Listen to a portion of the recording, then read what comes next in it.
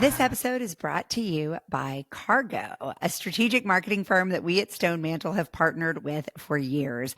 Cargo knows how to build meaningful brand experiences because they ask every prospect or client the same question. What if every customer brought you your next one? Let's face it, customers advocating for your brand, not you, is the only currency that matters now. It's the kind you earn by investing in moments that move people, experiences that hit deeper, stick longer, and spark something real. Because when something feels personal, when it truly resonates, people share it. And when they do, you don't just earn attention, you earn trust, traction, and impact that money alone could never buy. Cargo focuses on just that, inspiring advocacy, creating unforgettable brand moments that spark real connection, meaningful conversation, and loyalty that builds movements, not just market share. For a limited time and only for Experience Strategy Podcast listeners, they're offering their proprietary advocacy readiness workshop for free to a few companies who are serious about getting every customer to bring you the next. Follow the link in the show notes to sign up and tell them that Dave, Aransas, and Joe sent you.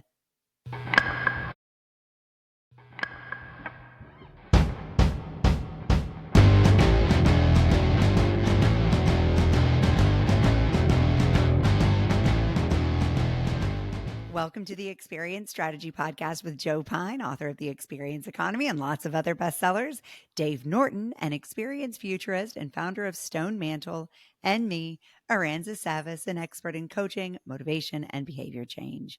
Each week, we bring you a trending story from the news and share our hot takes. Today, we are looking at an article called Disney and the Decline of America's Middle Class. It was written by a management consultant named Daniel Carell for the opinion section. He interviewed dozens of Disney enthusiasts, historians, and experts, and took his own visit to Walt Disney World, as one does, for a piece like this. And basically, his opinion piece was arguing that Disney World has transformed from an egalitarian, everyone is a VIP mindset that was accessible to middle-class families into a tiered system that prioritizes wealthy visitors who can afford premium passes, luxury accommodations, and all the skip the line privileges. So the author uses two contrasting experiences: a school bus driver who saved for years to afford a very basic Disney trip versus a tech executive who easily paid a little extra $900 for premium access to illustrate. That's a lot extra.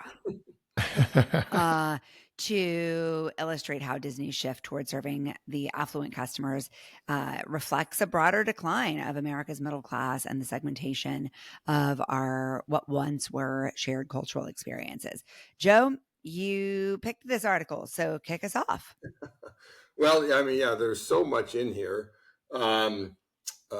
Authors and publications don't always get to choose their title, so I don't know if this management consultant chose the word decline or not, or the headline writer did, because it's obviously mistaken. This is not any indication of the decline of the American middle class, but it is an indication about how Disney is absolutely not as egalitarian as it used to be. And it used to be you couldn't name any place that was more egalitarian, and it was in their DNA, and they tried to make it so.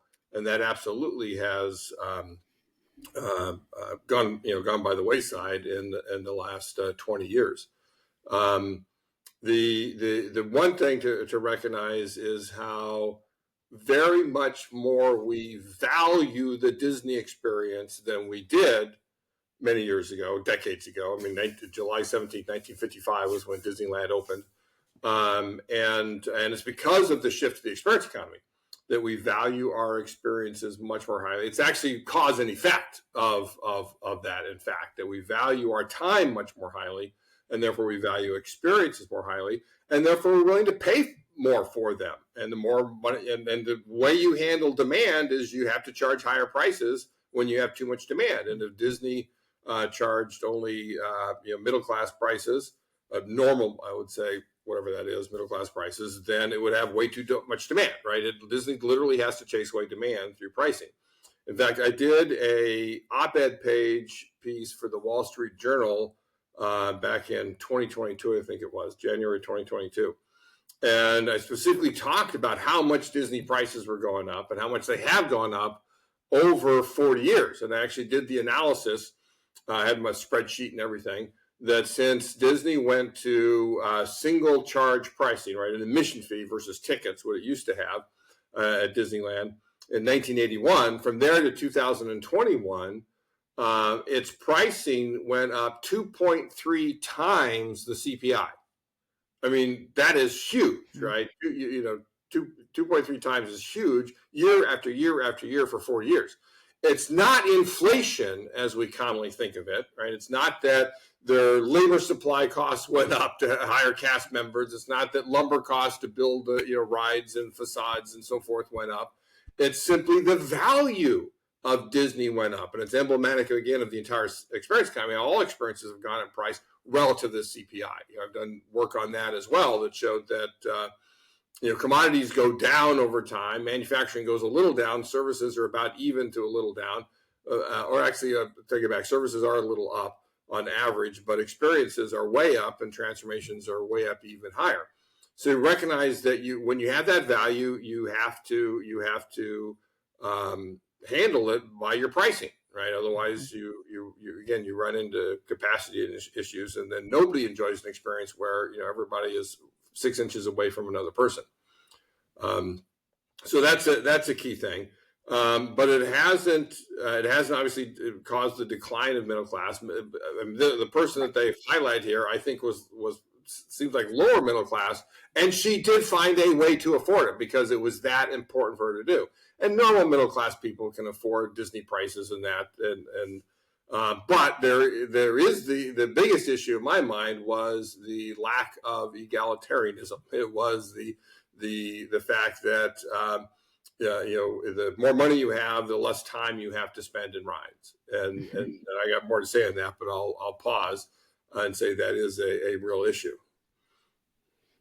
Yeah, absolutely. And I mean, I question whether it is affordable to middle class people. You think about the lengths to which she went in order to make this possible. It was a multi-year investment, Right. asking for all of her holiday gifts to be Disney gift cards so that she could afford the lowest tier experience. But what stood out to me most of all in this that I think experienced strategists really need to be looking at is, yes, the value of experiences. And particularly, as we discussed in the Mogadog Diary of a CEO episode a few episodes back, it's the desire for connective experiences.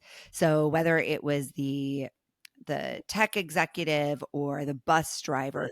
they were there not for themselves. They were there to connect with the people they loved. Absolutely. And that is the thing we should all be looking for opportunities to do.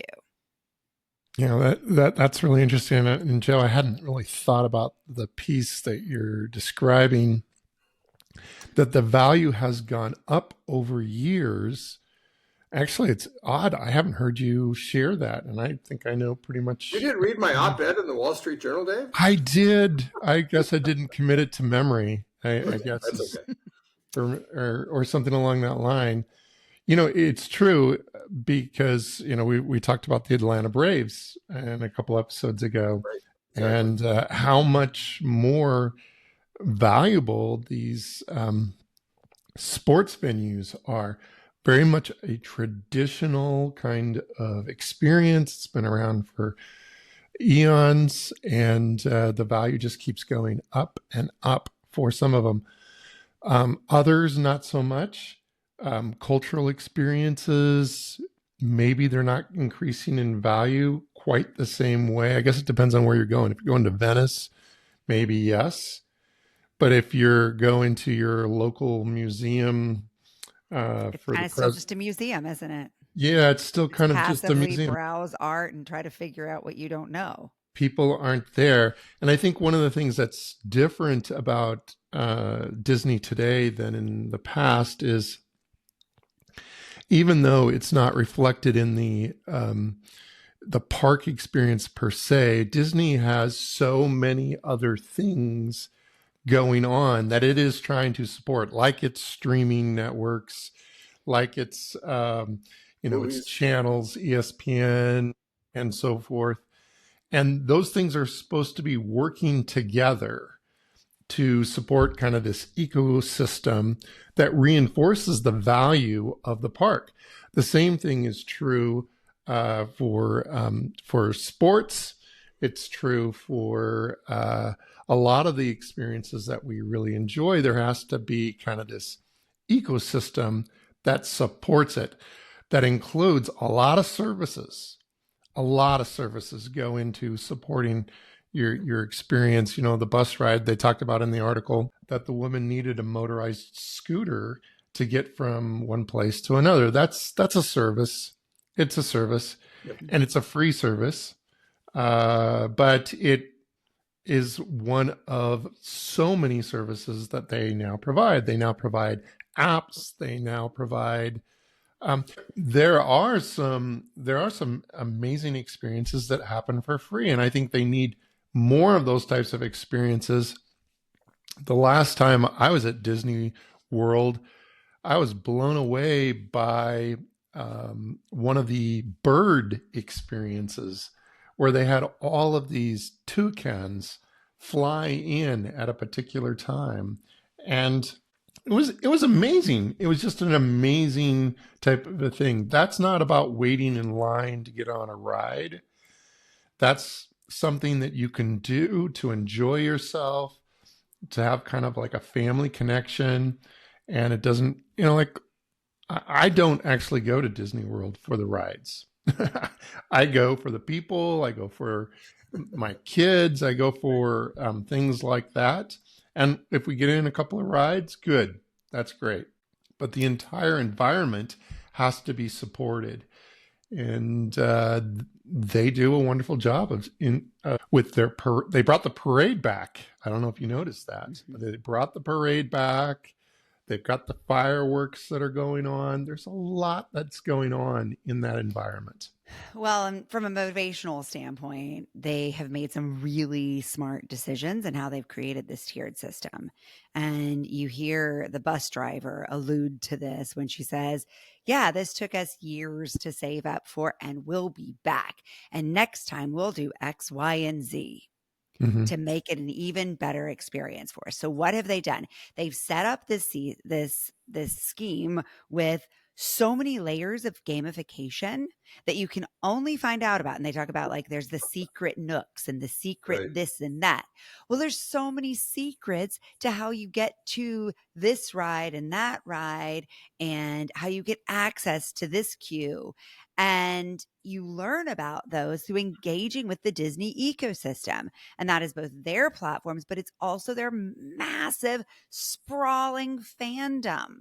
And then suddenly you get sucked into the fandom and you become a part of the fandom. And when you're thinking about, do I buy a bigger house or do I save to take my kids to Disney? Well, everybody's talking about Disney around me, so it's probably what I'm going to do.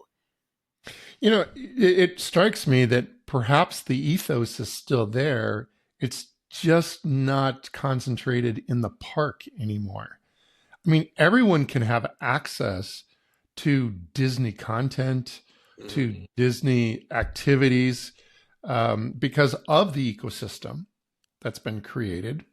And not to use a religious example, but and it's probably wrong of me to do it, but maybe you only get to go to Mecca a couple of times, but you still get to have the experience of being a part of Disney through all of the other channels that are available to you. Now, actually, the only exclusive thing in the entire park is Club 33.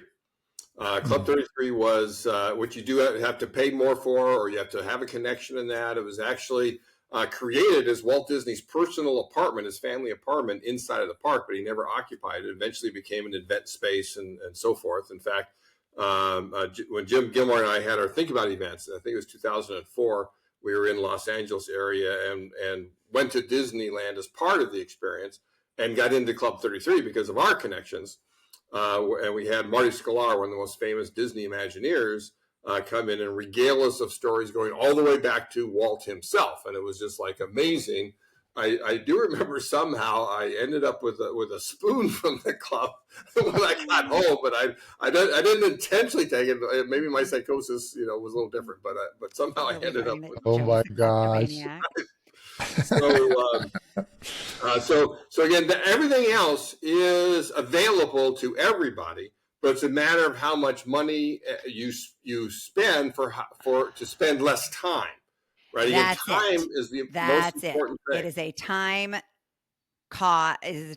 dollar exchange. Exactly. As Dave, you talked about all these services that go into. Well, one of those services is queuing, right? And nobody values queuing very much. Although Disney does better and instituted all these wonderful things to make queuing into more of an experience. Sure. Such as the pre-show that it does to be able and to tell you when they say it's 30 minutes from this point, I'll guarantee you it's no more than 25. Right? They always want it to feel less than it is. And the staking, they were the first to stake lines really and people watch and all of that. So they do a lot to turn that time that you sort of wasted in queuing into time well spent of an experience. But that's what the money gets you is the ability to fast pass it. And fast pass used to be available to everybody. Now they charge for it. So again, that is that loss of egalitarianism.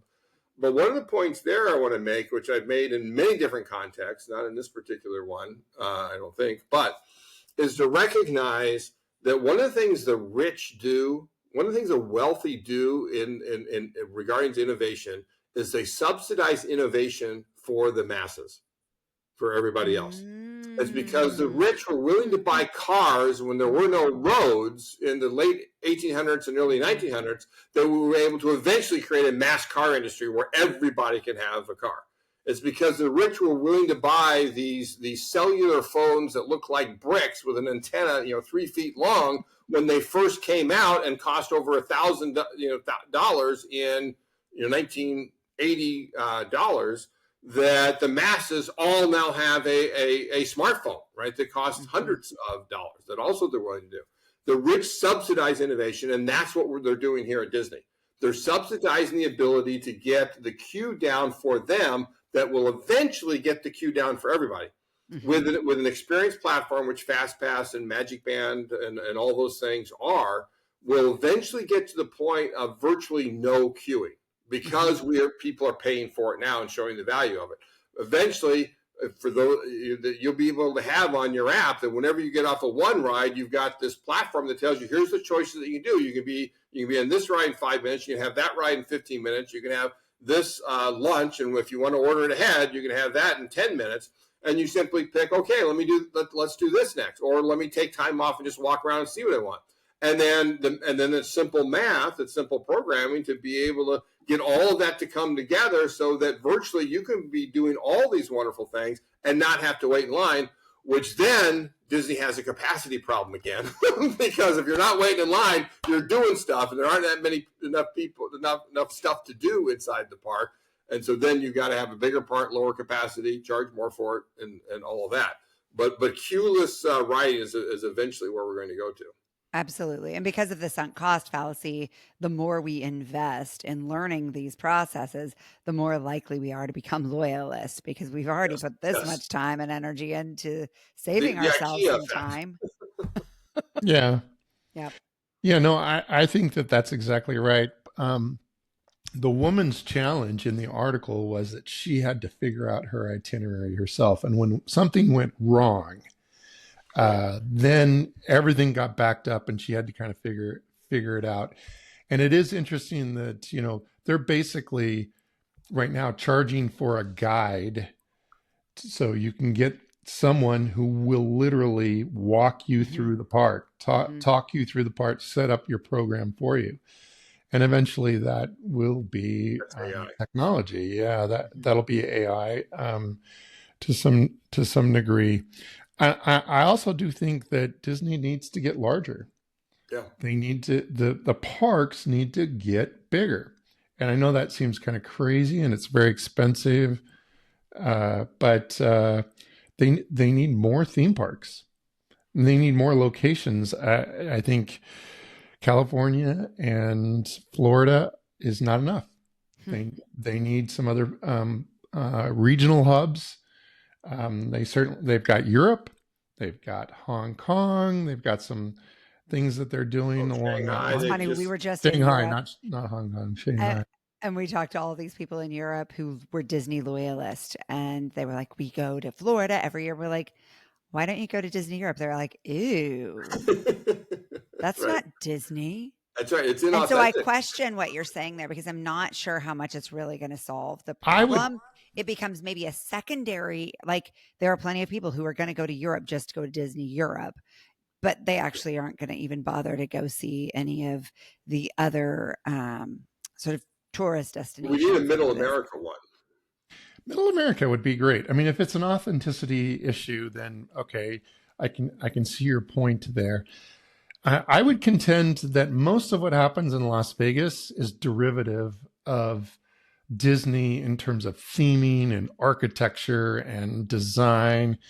And most of what happens in ski resorts and in a lot of different places are derivative of that original idea.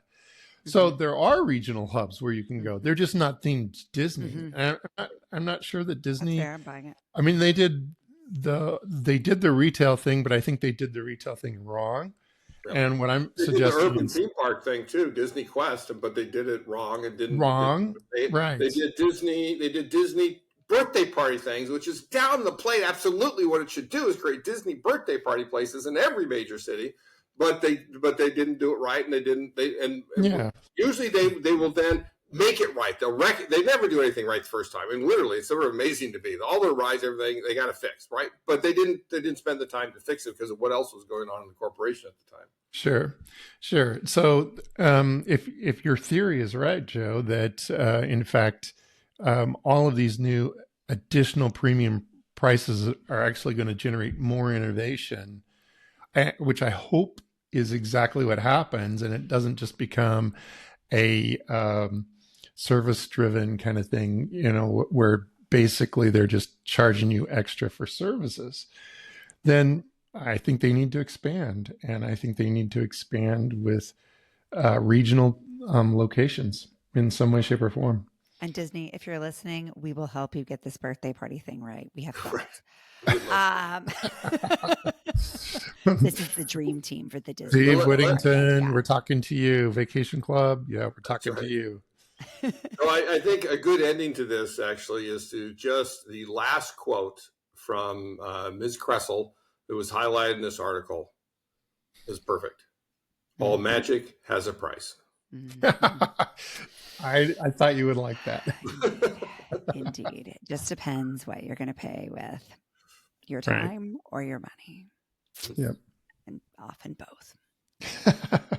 Thanks for listening. We'll be back with you next week with more hot takes on experience strategy in the news. Hey friends, I am so excited to share that Feedback Now and Stone Mantle are giving away a free pilot program to bring your real-time data idea to life. We get it. We know there's a lot of clutter in experience data and how hard it can be to pinpoint the real issues. That's why we're excited to introduce you to Feedback Now, the world's best company for real-time feedback.